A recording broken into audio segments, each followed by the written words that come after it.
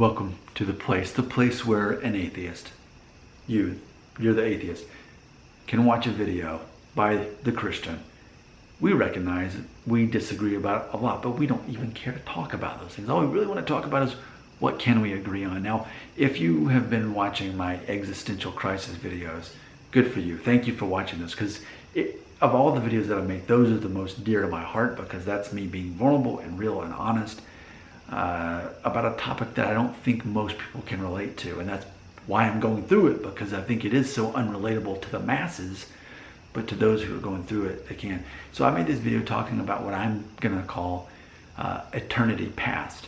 So I understand that a lot of what I'll say in this video will probably like, hey, I already watched your other video. So, okay, well, then you might not need to watch this one, because it's largely the same thing. But I specifically want to talk about this to an atheist audience, just to kind of sort this out. In the other video, the existential crisis version of the video, I read the lyrics to Metallica's song Through the Never, and I perceive James Hetfield to be an agnostic based on me knowing all of his songs, kind of his life story. I'm pretty sure if you were to ask him, he'd probably say he's agnostic. But in his song Through the Never, from the Black Album from 1991, he talks about how time and space are never ending, and how it's a mystery to all of us, and none of us can claim to know the answers. None of us can claim truth, because it's impossible. Certain things in life remain a mystery. And so considering that song and thinking about that song, that ultimately at this time, none of us hold, the rights to truth. We have perceived truth, but ultimately, we can't know for sure. So let's talk about what I perceive as eternity past. Okay, so something I had mentioned in another video, in my existential crisis version of the video, is that a lot of human beings perceive that time exists in conjunction with life and the existence of planet Earth. But what's funny is, imagine this. What if the Earth was destroyed tomorrow? Earth no longer existed. Human beings on planet Earth no longer existed. Would time still exist? Right? Why would time cease to exist? Are we assuming that we're the only intelligent creatures that exist in the universe? Is that what we're assuming here? Time is not exclusive to the existence of human beings on planet Earth. Time will still continue, even when the Earth dies. Still, the universe exists. There is no end to space. And interestingly enough, in the same way that time has no end, how could it have an end?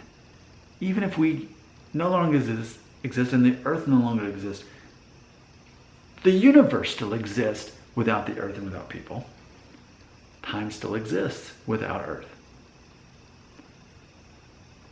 With that being said, knowing that time and space basically just don't really, it's almost like saying they don't exist. Because if space has no end, it's almost like, in my mind, it doesn't exist. And it's almost like time doesn't really exist, because it's only in conjunction to how we perceive as human beings on planet Earth, and how we revolve around the sun, how we spin around and all that. Take all that out of the equation.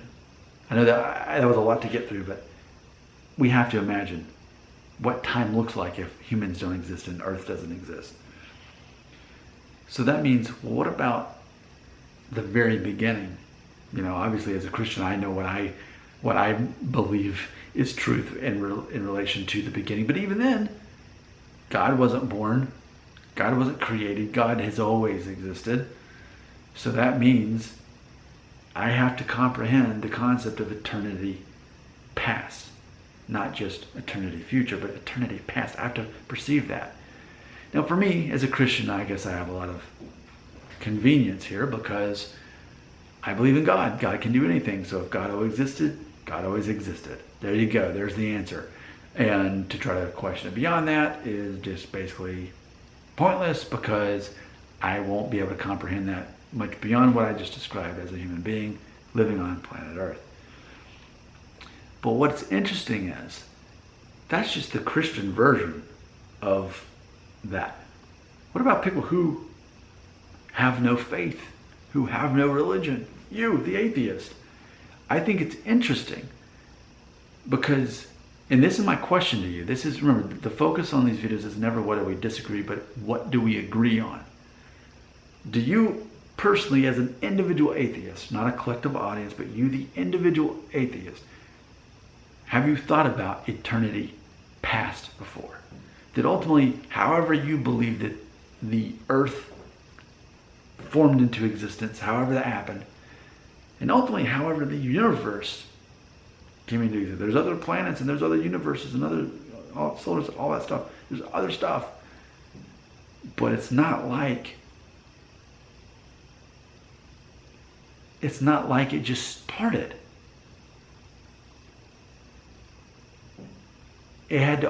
Something had to always be here. So how do you process that? Or are you pretty much at the same place I am? You get to a certain point and you have to just say, you know what? I don't understand it. Time and space are never ending, and they only really exist in our own limitations that we put them in as human beings on a planet. But ultimately, it's mysterious, and we can't really explain it. Granted, science is good, but science doesn't provide all the answers. And in most of our lifetimes, we're still going to struggle to understand time and space and how they exist and how we're just tiny little microscopic grains of sand in something that has an expiration date, which is planet Earth, in which time will go on in the same way that it's always been. And what would this universe be without planet Earth and without the human existence? I think that's interesting. I think, here's what I'm saying. I feel that if we're being honest, me the Christian and you the atheist, if we're trying to imagine the concept of eternity past, ultimately we have to say, I can't understand it, I can't comprehend it, it doesn't make sense to me, it's a mystery. Because how could even science explain the concept that there was just absolutely nothing and then something came from it? The Christian would say, well, there was nothing, but then God created everything. But see, either way, we have to explain either nothing, absolutely nothing existed, and then everything existed, or we have to say God has always existed, and then He created everything, which is what the Christian would say. So, what I'm asking you is, can you agree with me that this is pretty interesting and amazing to imagine? And if you need any help, just, again, listen to the song Through the Never by Metallica, because for me, that's the perfect intelligent response that you can have to this. Actually, I think I still have it pulled up on my phone, and if I do, I'll just read it, because it is that relevant. It's the most honest, really, response I think you can get out of any of this. You know, for me, it's important. As a Christian, I will tell you, hey, here's what I believe. Here's what I believe the answer is. Here's what I perceive as truth. But that's my version. That's my faith.